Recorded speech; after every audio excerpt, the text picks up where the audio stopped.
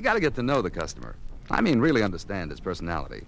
Maybe the mood he's in, and especially find out the main reason he's out to get a new car right now.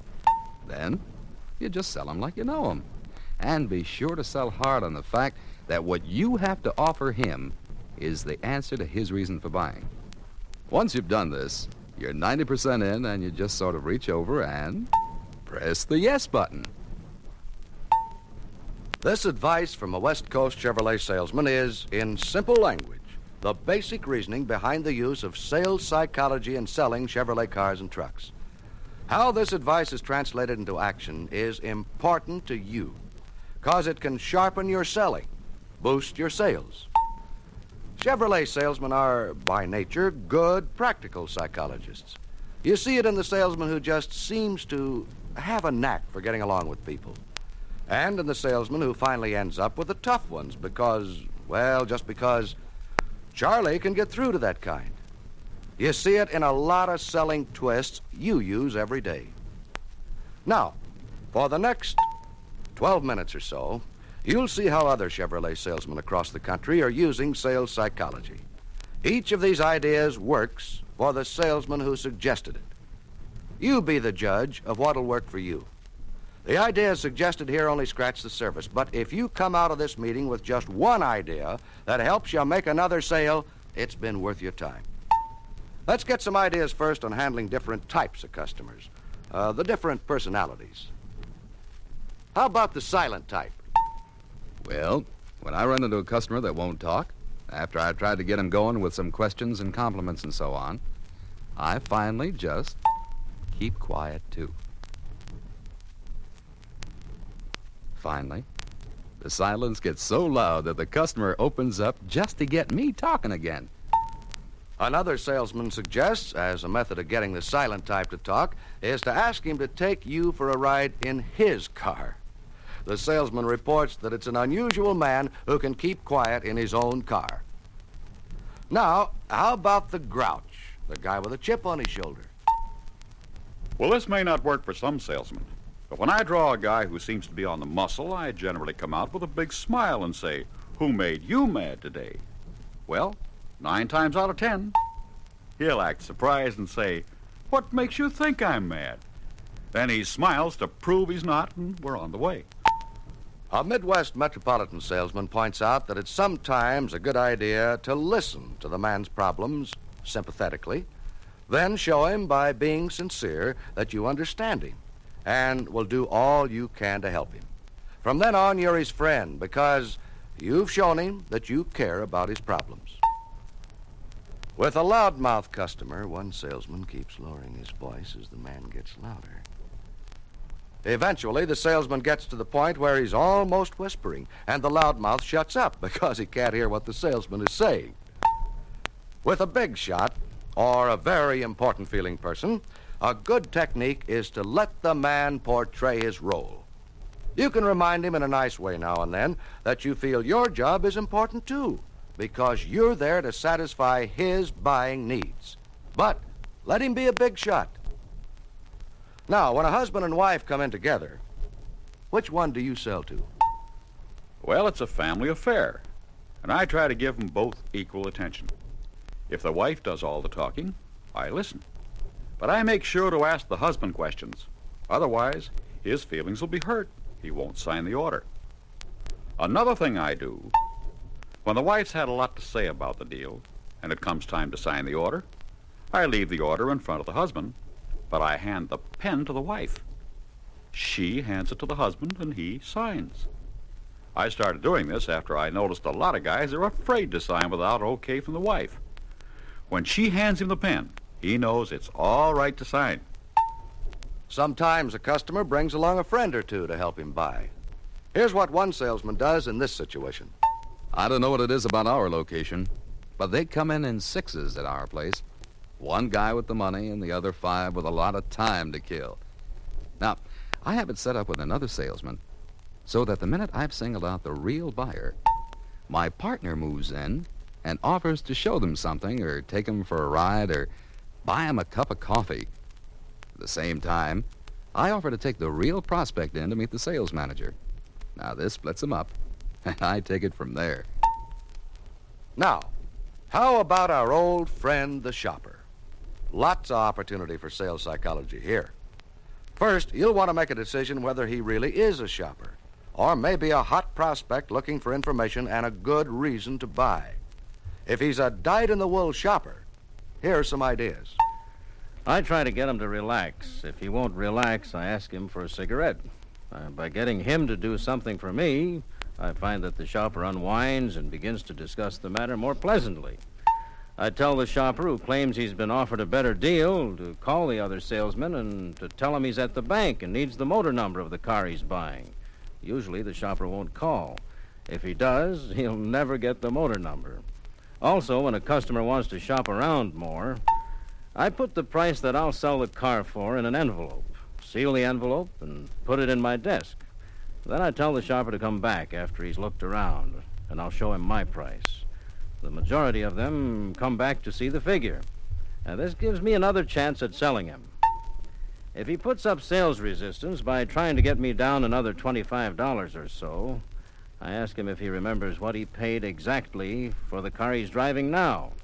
Many times, this question stops the desire to shop around and helps sell the customer on my price.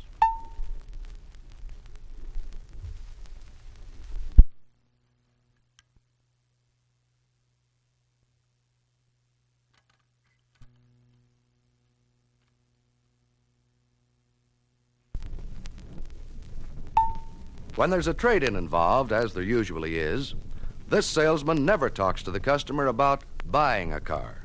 Instead, he talks only about trading cars. This makes it sound much less difficult and less expensive to the customer, and it emphasizes the importance of his trade-in as far as money difference is concerned. Now, here's one for Ripley, but it really happened. When a nearsighted man with very poor eyesight talked to a metropolitan salesman about a car for his wife, he walked out because he thought he had a better deal down the street. But playing a hunch, the salesman followed up a day later with a note to the man restating the terms of the deal, but printed in very large letters on a large piece of paper. His hunch was right. The man hadn't bought yet because he'd never had a clear look at any of the offers itemized on paper. The big note he could see, and he came back to buy. Well, the moral here is not to watch for nearsighted buyers, but to make sure the customer knows what your offer is. Another salesman always closes the deal in the car. He says he got the idea after noticing that when he bought a suit or a topcoat, salesmen always closed the sale while he was wearing the clothes. He reasons that the customer's resistance is lowest when he's sitting in the thing he wants the most. He can feel it, smell the newness, and, by the way, get a yen for some options and accessories he probably never would have thought about in the closing room. That is sales psychology in action in the showroom. And it's just as effective on the used car lot. Usually unable to afford a new car, the used car customer is often sensitive about his standard of living. He's looking for a car he can be proud of, and a salesman who'll treat him like a first-class customer. So it's important to get the customer in a good frame of mind. An appropriate compliment about the customer's clothing is one good method. Another technique for making customers feel better about buying a used car is to sell up to a more attractive, better, and more expensive car than they plan to buy. People will often pay extra for some extra prestige, as long as you let them know the better car will give them that prestige. One salesman does this by letting the customer know, whenever possible, that the previous owner was the type who probably takes good care of his car, a banker, a store owner, or a business executive. Another salesman builds customer confidence in his honesty by pointing out an obvious blemish on the car. Many good used cars have a slight defect, like a dented fender. He turns it into an advantage, like this. There's a slight dent here in the fender. You can imagine the wonderful care it's had. It's been driven 35,000 miles with hardly any more damage than a dimple. The owner obviously took a lot of pride in this car. Another used car and truck salesman reports this. When the customer says that he can get a similar used car down the street for less money, You can tell him to forget about the price for a few minutes and to tell you which car he'd truthfully rather have and why. Often he'll give you several reasons why he'd rather buy your car than the one down the street. Then explain that he's just given you some of the reasons why your car is worth more. Now, how about sales psychology and selling trucks? Most of the examples we saw earlier pertain just as well to selling trucks as to selling cars. However, as we all know, a truck prospect is interested primarily in making an investment in equipment that'll help him in his business. He consciously or unconsciously seeks assurance that the truck he buys is a sound business investment. Truckers are a breed of cat all by themselves. They love to talk trucks, and I love to talk with them. A lot of them give me their business because they know I understand what they're doing. I found that when a man uses phrases like cost per mile, cubic capacity, and chassis durability, he wants you to know that he's an intelligent businessman. To get his confidence, I let him know I'm impressed. I compliment him on his knowledge of trucks. And I listen. I get a complete picture of the job he wants his truck to do. I listen for his likes and dislikes. I let him know I'm interested in him and his business. No matter what Chevrolet product you're selling, it's good sales psychology to add a little final sell after the order is signed. Tell the buyer what a good product he's bought. Reassure him on the fairness of the price. Remind him of the fast attention and good service he'll get when he brings the car or truck in. He'll respect you more, have more confidence in you, because he knows you don't have to say these things after the order is signed, unless you really mean them. Now, before we wind this up, one last thought. Have you been relaxed and comfortable while you watch these other salesmen using sales psychology? You probably have been. But just suppose you'd watch this entire film while wearing your top coat and your hat. You wouldn't have been so comfortable. Now, how about the customer? Do you make him comfortable? Here's how one salesman gives this situation a psychological twist. I take the customer's coat the minute he comes in, and I hang it behind my desk. It makes it more comfortable for him, and it makes it that much harder for him to leave.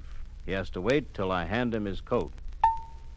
It's this kind of sales psychology, applied wherever it counts, to whatever you're selling, that helps you convince the prospect that what you have is what he wants. Apply sales psychology skillfully, and you'll find that you press the yes button time after time.